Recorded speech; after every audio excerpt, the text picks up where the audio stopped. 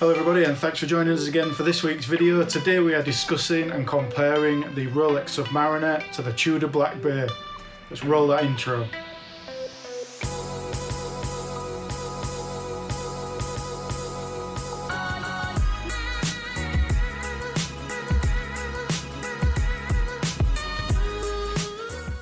So welcome to the video guys, just a quick introduction. My name is Lee Scott, I'm the founder of Vulcan watch straps, and today I'm wearing the Rolex GMT Master on the Onyx Black Vulcan watch strap. We can be found at vulcanwatchstraps.com, but let's get straight into the video. So guys, these are the two watches we're going to be comparing then. This is a Rolex Submariner 116610 LV, which to all intents and purposes is the same as the black version, but it's just got the green dial, green bezel, and the price is astronomical and through the roof. But specification wise, it is the same as a standard date sub. Ideally we'd be comparing a non-date sub to the Tudor Black Bay, but this is all I've got to hand at the minute, so we're going to use this one. So this is the Tudor Black Bay, and we're going to compare the two and see if the Rolex is worth 3 times the price of the Tudor Black Bay.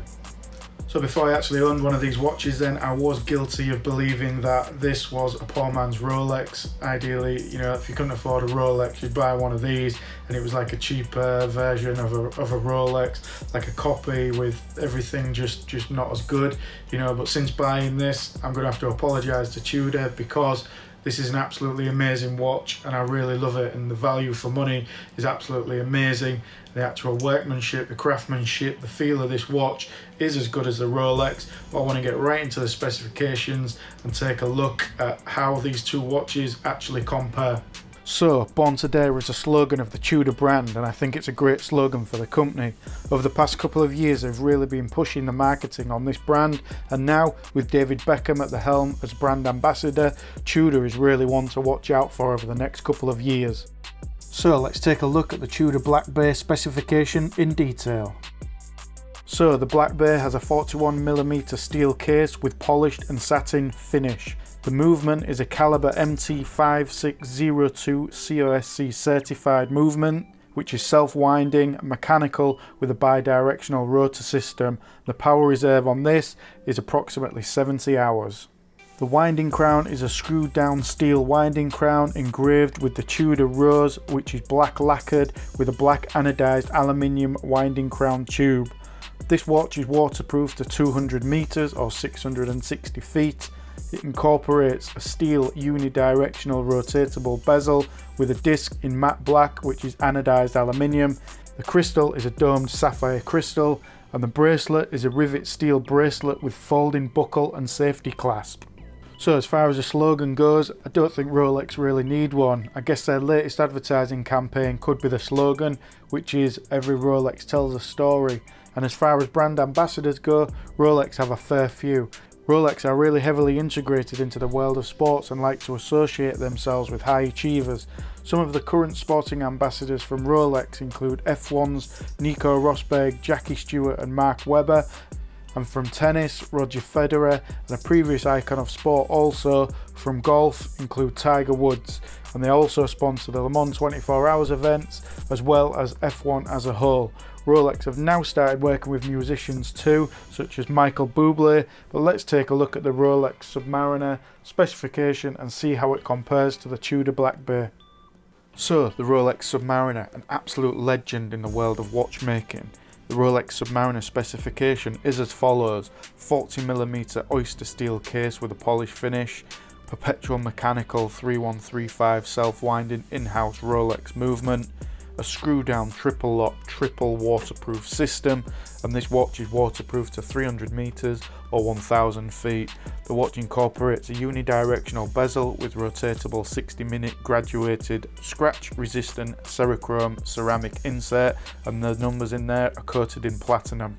So the Rolex Submariner has a scratch resistant sapphire crystal, and the bracelet is an oyster steel 3-link construction which incorporates a folding oyster lock safety clasp and a Rolex glide lock extension system.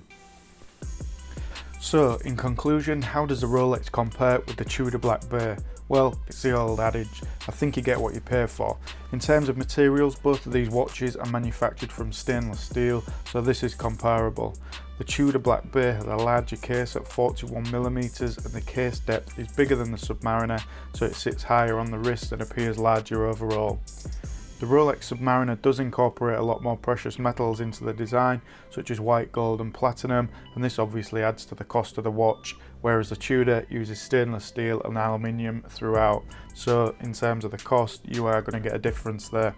In terms of the movement, obviously Rolex is the better movement of the two, but if this is something that doesn't bother you too much, well, aesthetically it obviously doesn't make any difference. Both watches obviously tell the time, and if that's all you're looking for in a watch, then both of them are comparable. Both watches are good for diving and have a good waterproof rating. Normal recreational diving is only down to 40 meters, so anything above this is really irrelevant, to be honest, so comparable here if you're looking at using the watch for diving. The Rolex bezel and dial are, however, superior to the Tudor. The Rolex bezel is a scratch-proof ceramic developed by Rolex named Cerachrome, with the number indicators on this bezel coated in platinum, so this will be more hard wearing than on the Tudor. The Tudor bezel is actually made from aluminium and anodized in black. Both bezels operate in the same way, but like I say, Rolex is a superior in terms of the material and the durability of the bezel. It won't scratch as easy, for example. The dial on the Rolex of this version, which is a 116610 LV, is an absolute work of art, with the different greens changing in the light, but for the standard black Submariner, the finish is comparable to the Tudor Black Bay. So onto the bracelet, and this is the only part of the Tudor that I don't really like. As we're soon developing a rubber strap for this model, it won't be an issue anymore for me, but I don't like the exposed rivets on the bracelet. The oyster bracelet on the Rolex Submariner is a lot more elegant and looks a lot more expensive, and is more expensive than the Tudor, but I just prefer the overall look and feel of the Submariner's bracelet. So built into the price of the Rolex then is obviously the prestige and how you feel when you're wearing it over a Tudor, and that's partially what you're paying for. You're paying for the brand and you're paying for the name. Comparing the functions of the Tudor versus the Submariner, they both do the same job, they tell the time, but so does a £5 Casio, so it's up to you which you go for. In my view, if you can afford the Rolex at £6,950 in the UK, then go for that. If you can only stretch to £2,630 for the Tudor Black Bay, then go for that. The choice is really yours. I'm just helping to make the decision a little bit more easy by comparing the two. So thanks for watching this week, guys. I just wanted to keep it really short this week. I've been doing some really long 10, 15 minute, 20 minute videos other weeks, so I just wanted to keep this one a nice short one, under 10 minutes. So what do you think? Do you prefer the Tudor Black Bay? Do you prefer the Rolex Submariner? I know they're a different price range, but you know, I think the Tudor actually does everything that the Rolex Submariner does for a third of the price. So which would you choose? Would you rather pay the extra for the Rolex Submariner, or would you rather keep the cost down and maybe own a couple of watches and buy the Tudor Heritage Black Bay? Let us know in the comments below. As always, guys, please hit that subscribe button. If you found it useful, please hit the like button. We'll see you next week. Don't forget we're posting on a Tuesday now. Thanks a lot, guys. Thanks for getting involved. My name is Lee Scott from Vulcan Watch Strap. Thanks again. Thanks for watching.